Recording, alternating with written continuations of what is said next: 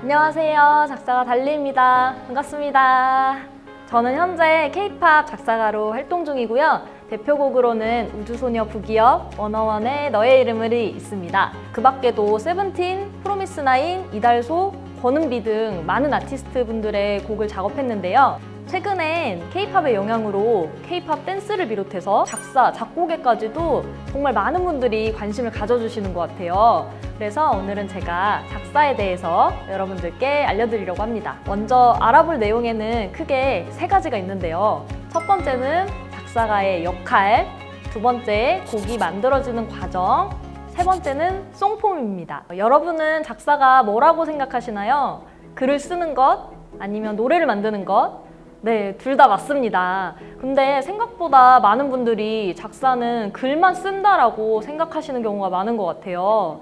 저는 작사를 하면서 꼭 퍼즐 맞추기를 하는 것 같다라고 생각을 많이 했는데요. 이 단어를 어디에다 배치하느냐에 따라서 멜로디를 훨씬 더 살려주기도 하고 또 멜로디를 방해하기도 합니다. 멜로디에 잘 어울리는 가사를 쓰는 것, 저는 이게 작사가가 가장 고려해야 될 사항이라고 생각을 하는데요. 단순히 글만 쓰기보다는 음악을 정말 집중해서 듣고 작업을 해야 되기 때문에 어느 정도 리듬감도 있어야 돼요. 또 창작의 영역이라서 음악에 대해서 기본적으로 센스나 감이 좋으신 분들이 더 빨리 내용을 흡수하고 잘 하시기도 하세요. 그럼 작업을 할 때 중요한 부분에 대해서 말씀드려 볼게요. 네, 첫 번째는 곡에 대한 해석 능력입니다.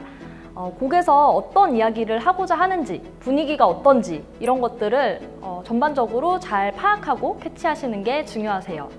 두 번째는 멜로디와 리듬에 어울리는 가사입니다. 작사는 멜로디 위에 글을 쓰는 거기 때문에 멜로디가 어디서 이어지고 또 어디서 끊어지는지를 잘 파악하고 리듬에 맞는 가사를 써주는 게 중요해요. 세 번째는 아티스트와 어울리는 가사입니다. 저희는 아티스트 분들에게 멋진 옷을 입혀준다라고 생각을 하거든요. 아무리 좋은 가사라도 아티스트 분의 이미지와 너무 맞지 않거나 동떨어진다면은 그거는 결코 좋은 가사라고 볼 수가 없을 것 같아요. 그래서 이 아티스트가 어떤 이미지를 가지고 있는지 혹은 또 기존에 어떤 식으로 앨범을 냈었는지 약간 청순한 분위기인지 아니면 섹시한 컨셉인지 이런 것들에 대해서 사전에 조사를 해보는 것도 굉장히 중요하다고 생각을 합니다. 그러면 이렇게 작사하는 단계, 과정들은 어떻게 진행이 될까요? 첫 번째는 데모곡 듣기입니다. 그냥 듣는 게 아니라요. 이 곡이 어떤 분위기가 나는지, 어떤 이야기를 하고 싶은지 귀로 잘 들으셔야 됩니다. 두 번째는 음절 따기입니다. 곡은 멜로디 위에 가사를 쓰는 거기 때문에 이 음의 개수를 따주는 게 굉장히 중요해요. 그래서 기본 뼈대가 되는 이 작업을 합니다. 세 번째, 곡에 대한 내용 스케치. 바로 가사를 쓰는 게 아니라요.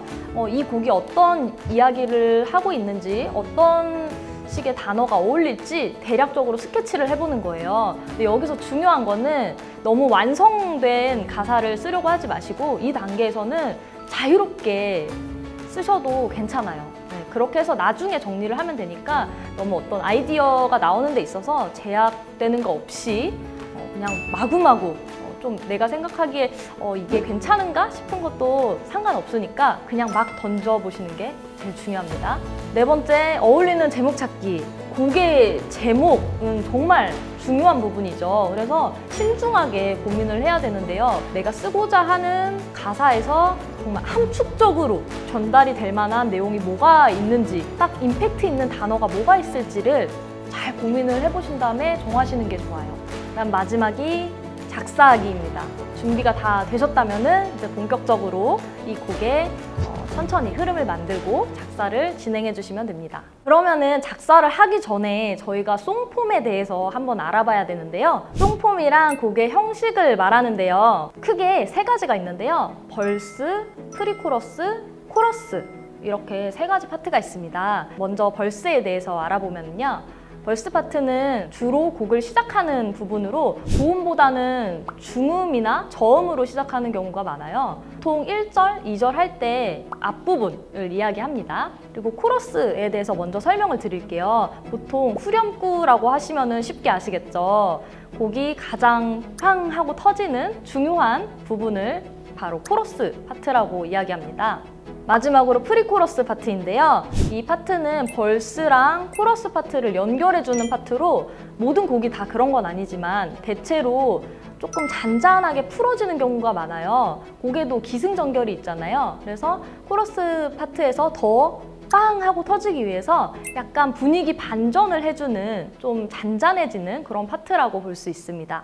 네, 이렇게 말로 설명드리면은 조금 이해가 어려우실 수도 있는데요. 제가 가사를 보면서 벌스, 프리코러스, 코러스 파트에 대해서 다시 한번 설명을 드려볼게요.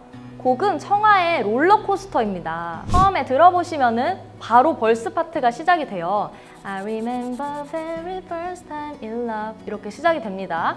상대적으로 어떤 고음이 있거나 그렇지 않고 좀 자연스럽게 잔잔하게 들어가죠. 그 다음에 벌스 파트는 어디까지이냐? 프리코러스 들어가기 바로 전이 벌스 파트의 끝부분이겠죠? 그 부분이 I need your love, I need your love, 이렇게 나오는 부분이 마지막이에요. 자세히 들어보시면은 뭔가 파트가 끝난다? 라는 느낌을 들으실 수 있어요. 다음은 프리코러스 파트인데요. 심장이 훅 내려앉게 달콤해 이 부분입니다. 이 부분 트랙을 한번 잘 들어봐 주세요. 악기가 좀 확 하고 빠지고 좀 풀어지는 느낌이 들거든요. 네, 그렇게 되면서 곡이 파트가 변환이 됩니다. 마지막으로 코러스 파트예요. 여러분 후렴구는 너무 쉽게 아시겠죠? 어느 파트죠? 자꾸 아찔하니 느낌. 네, 이 부분이죠. 너무 쉽게 아실 수 있을 거예요. 이렇게 벌스, 프리코러스, 코러스까지 흐름에 대해서 알아봤는데요. 좀 이해가 되시나요? 다음 시간에는 곡을 만들기 위해 연습해야 하는 제일 중요한 과정을 알아봐야 하는데요. 바로 음절 따기입니다. 작사에 대해서 배우시는 분들 중에 음절 따기를 좀 어려워하시는 분들이 많으세요. 근데 그만큼 가장 중요하고 기초가 되는 부분이거든요. 앞서도 말씀드렸듯이 작사는 멜로디 위에 가사를 쓰는 거기 때문에 음의 개수를 따주는 게 굉장히 중요해요. 이거를 정확히 따줘야지 가사를 멜로디에 어울리게, 형식에 맞게 써줄 수 있거든요. 그래서 그 부분에 대해서 다음 시간에 저랑 같이 배워보도록 하겠습니다. 지금까지 작사가 달리였습니다. 감사합니다.